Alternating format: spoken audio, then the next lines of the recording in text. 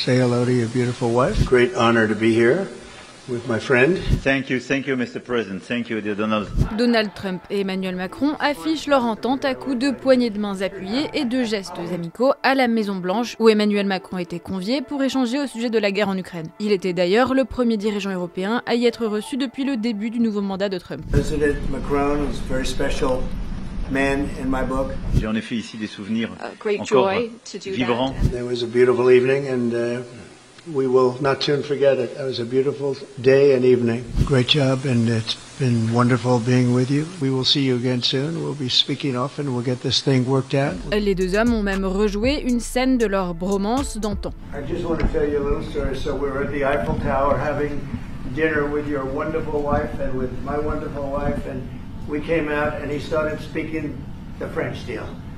And we didn't have an interpreter, and he was going on and on and on, and I was just nodding, yes, yes, yes. And he really sold me out, because I got back the next day and I read the papers. I said, that's not what we said. He's a smart customer, I will tell you that. Mais cette amitié affichée recèle de désaccords. Emmanuel Macron n'a pas hésité à reprendre et presque à couper son homologue américain lorsqu'il a relativisé l'investissement européen dans la guerre en Ukraine. Europe is loaning the money to Ukraine. They get their money back. No, in fact, to be frank, we paid 60% of the total effort, and it was through, like the US, loans, guarantee, grants, and we provided real money. To be clear, we have 230 billion frozen assets in Europe, Russian assets, but this is not as a collateral of a loan because this is not our belonging.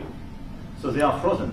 If at the end of the day, in the negotiation we will have with Russia, they're ready to give it to us, super. It will be loan at the end of the day, and Russia will have paid for that. If you believe that, it's okay with me.